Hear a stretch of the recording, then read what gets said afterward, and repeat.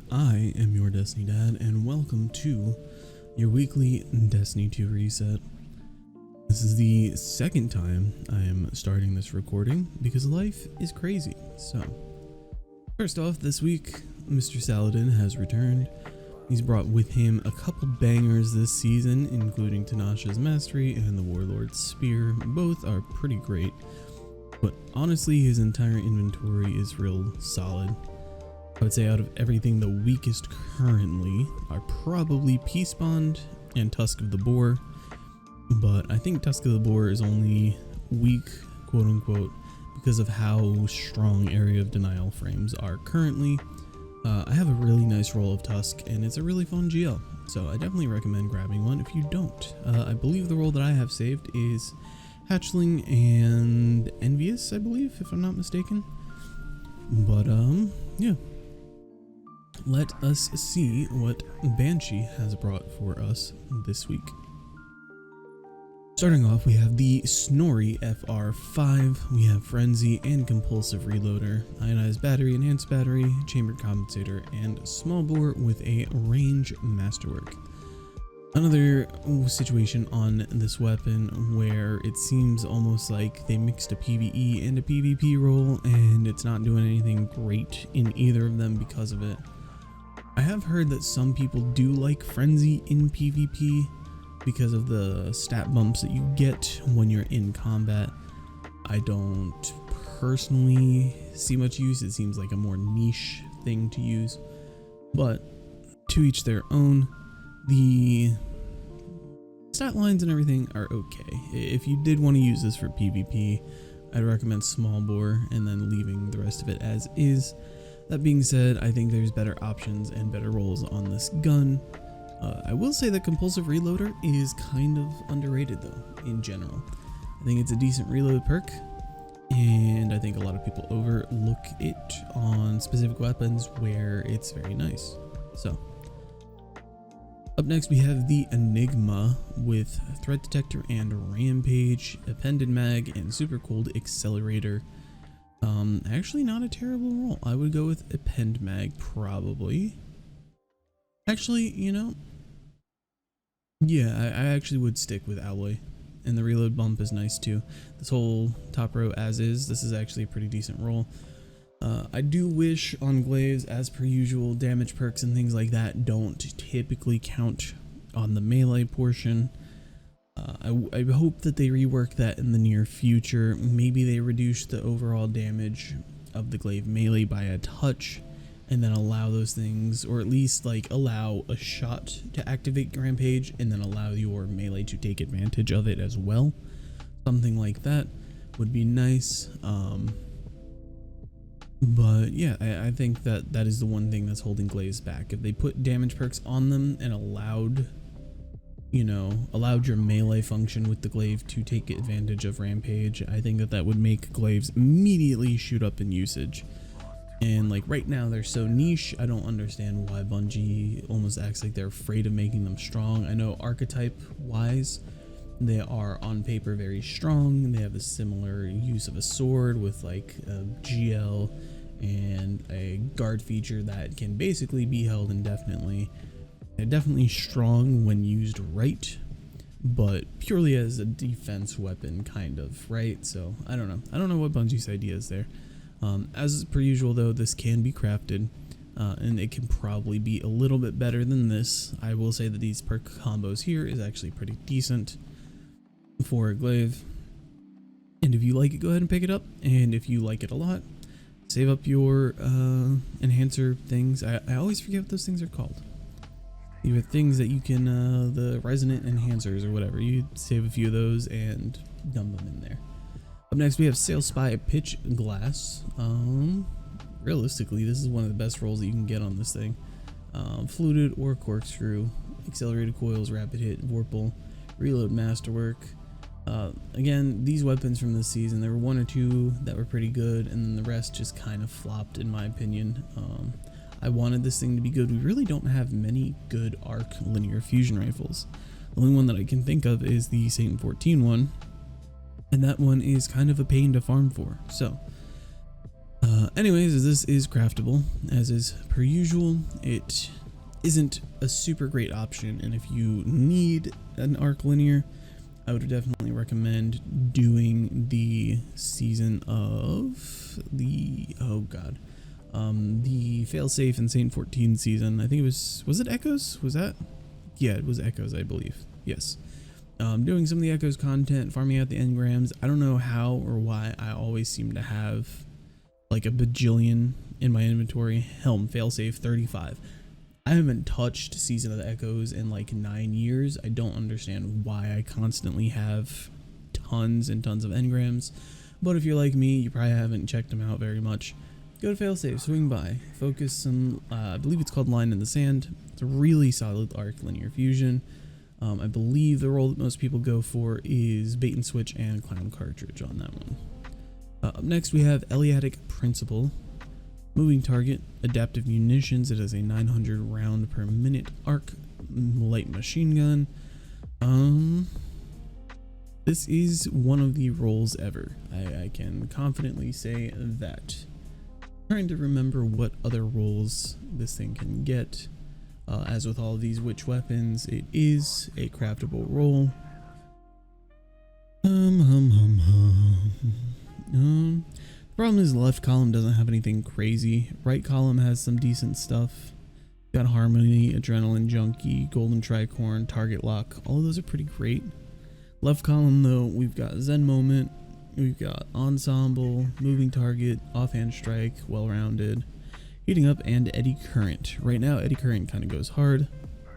The problem with it is that your better damage perk in right column is going to be Target Lock, and you have nothing in left column boosting your mag, and your origin trait does not do that either.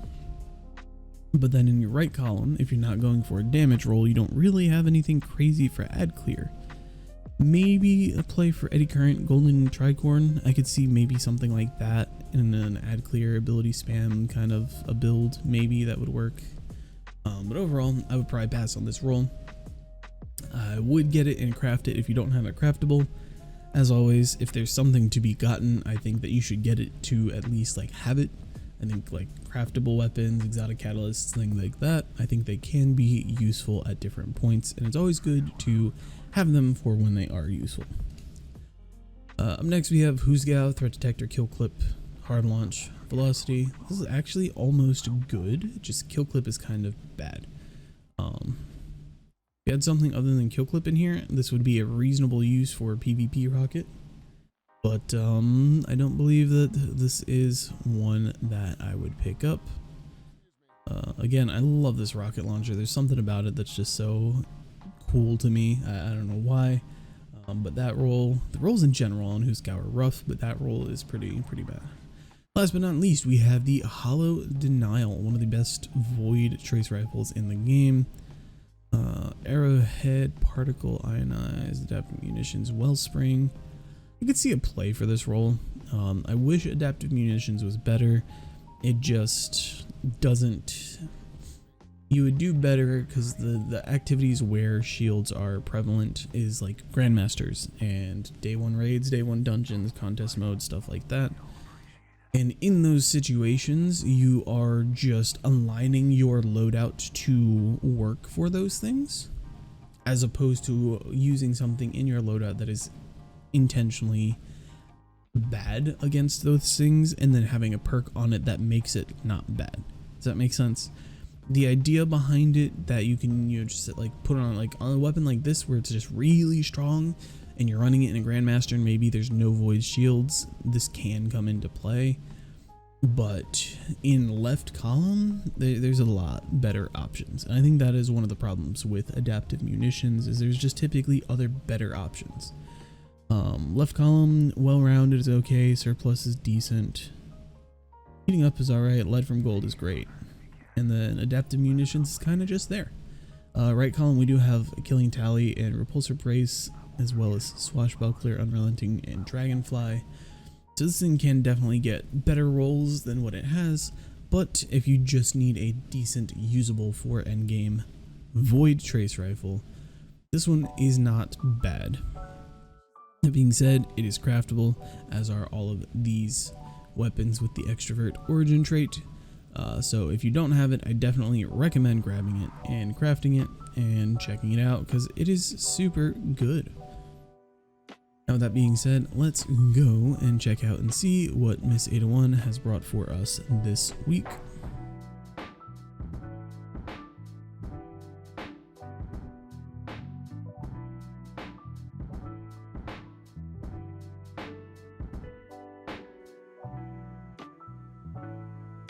Hello there, Ada.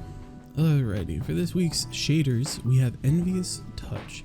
This is actually a really nice looking shader. I like this a lot. I've used this quite a bit in the past, although I don't believe I have it on any of my cosmetics currently. It gives you like a nice oil slick look with like a rusty brown and like a blue green kind of color combo. Definitely a great shader.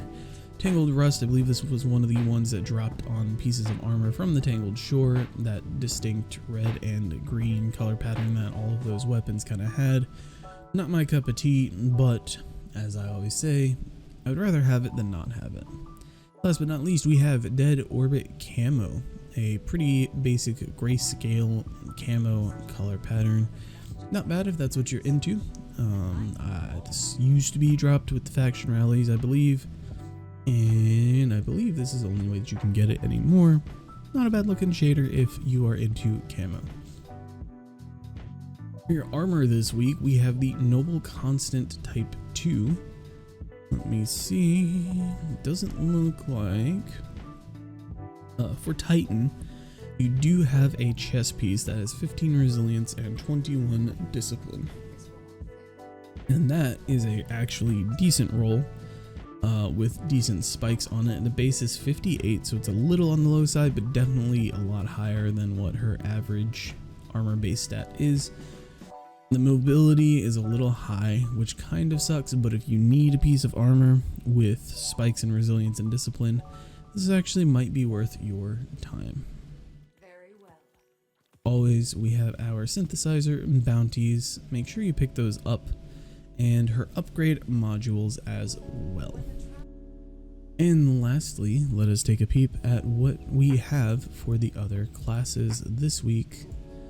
For the Hunter, we have the Frumious Strides. We've got a legs with a base of 53 and a spike in resilience and strength.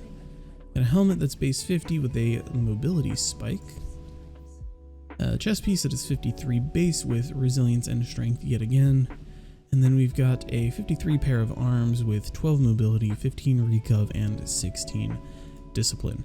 Hunter set actually looks usable across the board. As I always say, if it works for your build, even if the stats overall are bad, but it has good spikes and allows you to get double hundreds, double 70s, triple or quad hundreds, anything like that, then it's a useful piece of armor. Even if the base stat is low and it looks bad, and maybe, you know, some people in the community will be like, wow, why are you running around with that 52 piece of armor? Well, look at my build. I've got quad hundreds because of the spikes, right?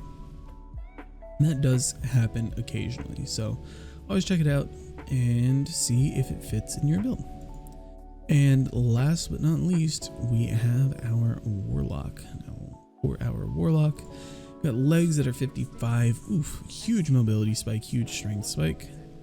We've got a helmet that is 51, not very spiky at all.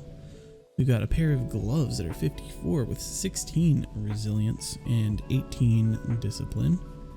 And then we've got a pair of arms that are 53 base, 17 resilience, 17 discipline. Honestly, the Hunter and Warlock armor this week is pretty decent.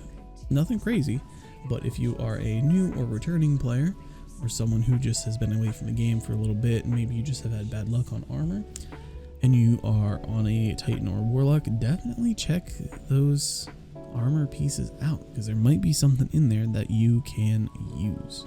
Alrighty folks, with all of that being said, I believe that wraps us up for this week.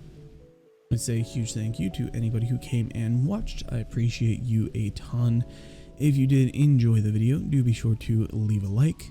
And if you want to stay in the loop with vendor refreshes and maybe some hot takes on perks, and maybe a little bit of the math behind what makes this game tick, do be sure to subscribe before you go. But with all that being said, hope you all have a good week, and I will see you guys next time.